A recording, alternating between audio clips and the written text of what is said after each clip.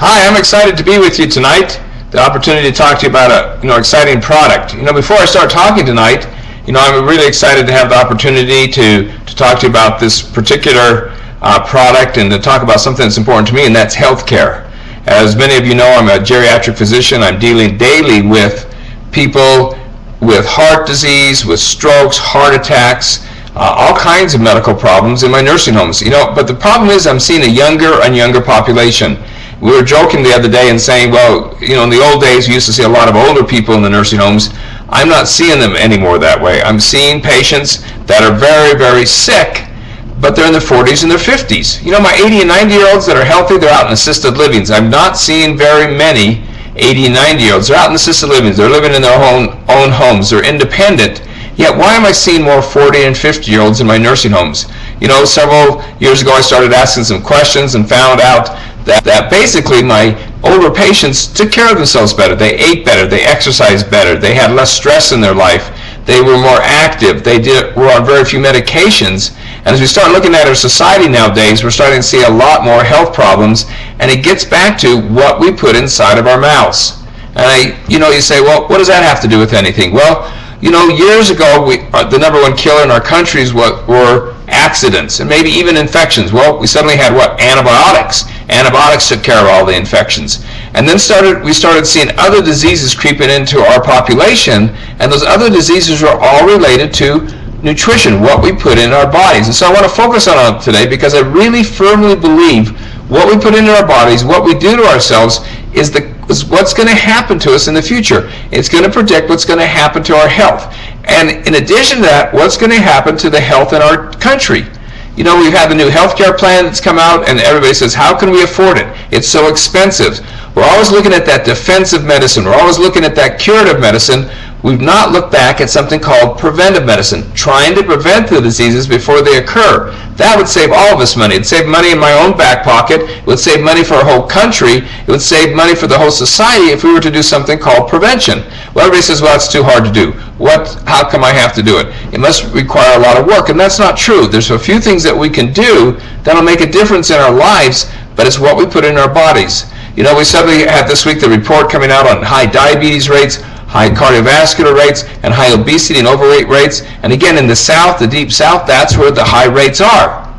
And so we've got to step back and say, we've got to make some changes in what we're doing ourselves. Decrease the obesity rate, decrease the overweight, decrease what we're putting in our mouth, decrease the high-fat diets, the high-sugar diets, and then maybe we can make a difference in our health. Do something that we don't want to do. That's prevent diseases. Because I can tell you, the medications to cure the diseases, the surgeries that are out there, all have side effects, all have problems, and sometimes the side effects or the problems from the medications or the therapies are worse than the disease itself. So if we can prevent the disease so you and I don't have to suffer from it, we're further ahead in what we're doing.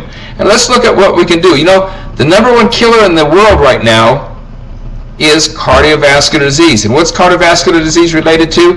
It's related to our diet, fat that we put in our diet. Now, we need some fat. Our brains are made of fat. Our cells are made of fat. It's the right type of fat we need in our body. When we get the wrong type of fat, the way our body metabolizes, the way it deals with it, that then leads us to some major problems. All of us are familiar with the buzzword now in our society called cholesterol. That high cholesterol or low cholesterol. We're going to talk about it further in just a second. We talk about good cholesterol, we talk about bad cholesterol.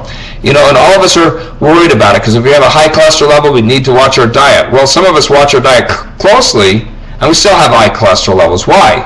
Well, we're going to answer that in just a second. We have other people who have low cholesterol levels, and suddenly they have bypass surgery. I had a patient this week, 51 years of age, had coronary artery bypass surgery. 4 vessels were bypassed, and yet I got his cholesterol back, and his cholesterol was 100. Well, if all of us would say to ourselves, well, if I have a cholesterol of 100, I'm doing well. Well, it was the type of cholesterol, how it was being metabolized, how it was being excreted from the body that made a difference. So I have patients with high cholesterols, and yet have clean arteries, and no plaques or hardening of the arteries in the arteries. Then I have patients like the one I was talking about a few minutes ago that have low cholesterol, but just suddenly had to have surgery because they had all the arteries blocked. So we know there's more to the story than just whether we have a high cholesterol, whether we have a low cholesterol. And I want to talk about that a little bit today before I present, I think, a very interesting product to help you in prevention. And let's look at the problem. We know that cholesterol, get it in our diet through fat, it's absorbed through our intestines, it's taken in the blood system, it's taken into our liver, and at the liver, certain things happen. There's certain types of carriers. And I sort of want to compare it to like a wheelbarrow.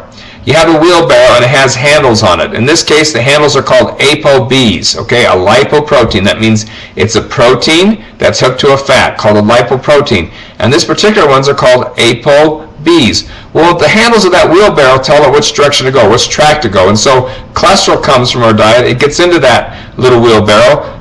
In addition, our liver makes its own cholesterol, because the bottom line is we need cholesterol to make a lot of the hormones that you and I have in our body. Testosterone, estrogen, progesterone are all made from cholesterol. So we need some of it, and that's why our liver makes its own cholesterol. But if we have too much in our diet, or our liver makes too much, it's dumped in that little wheelbarrow with those ApoB handles, and that delivers it out through our body and dumps it sort of basically in our fat cells, dumps it in our blood vessels, and dumps it in our organs.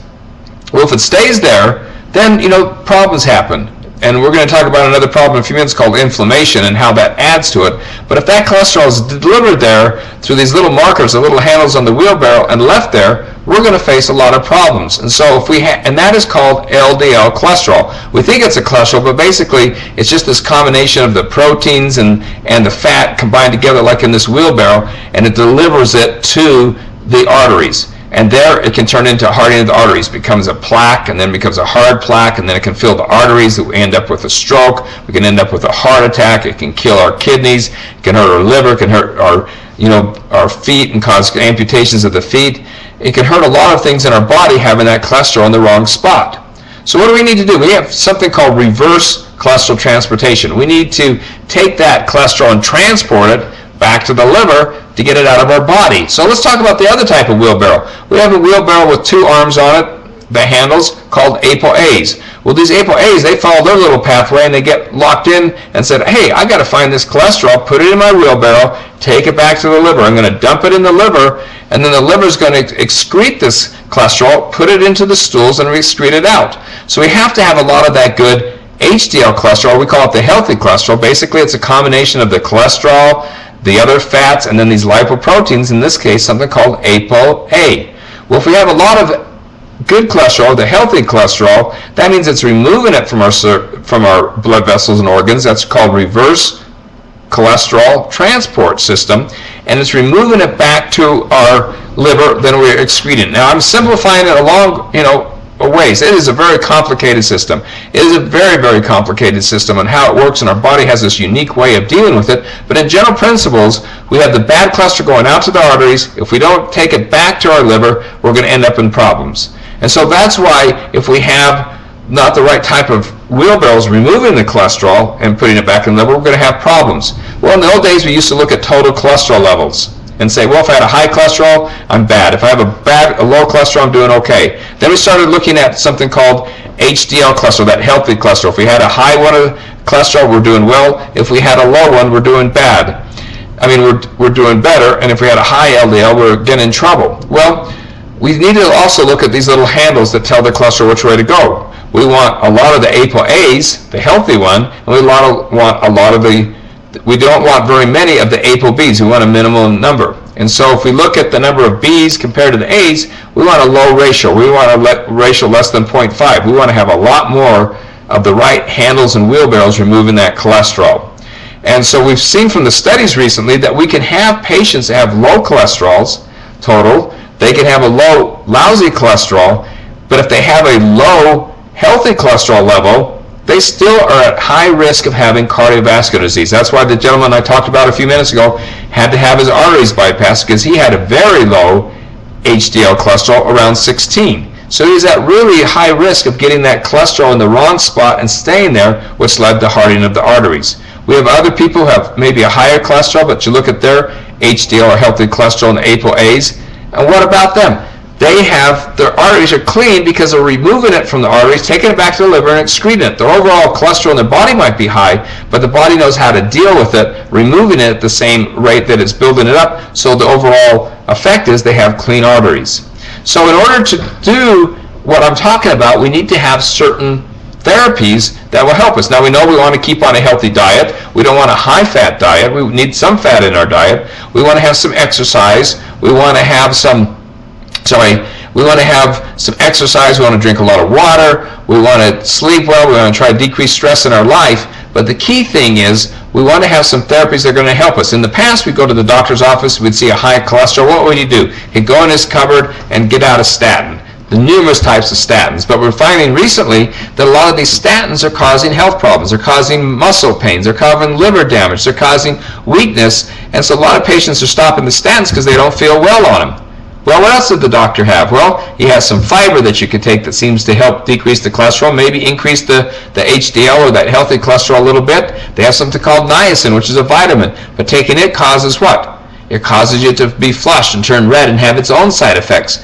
Well, we want to look at other mechanisms that will create that HDL or that healthy cholesterol. There's not much out there. Sometimes a little alcohol will help, but you can't take too much of that. Exercise seems to help. There's nothing in the doctor's closet that's very good in increasing the good cholesterol, that HDL cholesterol, or those ApoA1 markers, or those handles. So tonight I want to present something to you that I think is very important, and that's looking at a new product that I looked at last fall and said, we need this in our society. We need to do some preventive medicine in reducing cardiovascular disease. We know from a statistic recently from the government that every time you increase that healthy cholesterol, that HDL cholesterol, by 1 point, it results in a 3% reduction in cardiovascular disease. So if you went from 10 in increasing your good cholesterol from 10, let's say from 10 to 20, and you increase it 10 points, that's a 30% reduction in cardiovascular disease. That's a big number. All of us want to live longer. All of us want to be healthy. We don't want to have heart attacks. We don't want to have strokes. We don't have dementia from decreased blood flow to our brain. So we want to prevent it. We want a high HDL cholesterol. So I found this product last year, algae, and I thought, wow, how can algae work? I've seen some of the studies over the last 8 years, human studies, animal studies, done in test tube experiments on it, and found that this had some amazing properties. The properties were that it was able to increase that good cholesterol, that HDL cholesterol, and those ApoAs. It was able to lower the bad cholesterol, the LDL or lousy cholesterol, overall decrease the total cholesterol, and also, as we're going to talk about in a second, decrease some inflammation. And so I started looking and saying, how does this work? How would it help us do that? Especially the algae infusion. It's the water left over from a group of algae that grow in it. It's the proteins and chemicals that are left over in the water. 2 ounces twice a day resulted in some amazing results. And how did it work? Well, when they did the animal studies, and went down right to the genetic level and how it worked, they found that it increased that ApoA1, those little handles. It increased it by 400%, 4 times more of those handles. Well, if there's more of those handles and more of those markers out there, what is it going to be doing? It's getting the wheelbarrows to the right spot, grabbing the cholesterol and bringing it back. Therefore, we had that increase in that healthy or HDL cholesterol. Well, at the same time, it blocked another chemical called CETP, and that particular chemical had lowered it. Well, that was the one that was adding the cholesterol from the good cholesterol back to the bad cholesterol delivered back to our arteries. Well, it decreased that. So again, it was helping the body take more of the cholesterol away from the organs, away from the vessels, back to the liver to be removed. And so we started looking at those markers. I was amazed that at a genetic level, it made a difference on how the body dealt with cholesterol. It wasn't on it blocked it from being absorbed. It didn't block it how it was made. It helped us get rid of the cholesterol we had in our body, delivering it back to the liver and excreting it. It got our body back into maintaining it in a healthy level. It didn't lower it too much, and it didn't let it get too high. It kept it in the normal, healthy level that we needed our cholesterol to be, so that we got the benefits of cholesterol without all the side effects of cholesterol. To me, that was an amazing number to look at the studies. And at the same time, we found in the human studies that there was no side effects. There was no everybody tolerated the product well. It was clearless and tasteless and colorless, and they're able to drink 2 ounces twice a day to get those types of results. Now, the other part of the story, which I think is very important, is something called inflammation. We're used to it when you jog and run and have sore muscles, but we're producing, because of our diets all the time, these inflammatory chemicals. These inflammatory chemicals irritate our organs. They cause inside the blood vessels to be like Velcro and sort of sticky inside. They cause adhesive molecules to form so that the cholesterol gets stuck easier. If we have a lot of inflammation in our body, we may not feel it like sore muscles and joints, but these inflammatory chemicals are damaging our organs all the time. Therefore, if we have bad cholesterol, it's being stuck in the arteries. That combination is turning it into the plaque that we see, the soft plaque, and into the hard plaque, and then into clots that are formed, and then clogging off the arteries and resulting in many, many diseases. So if we can decrease inflammation, we're going to help our body in numerous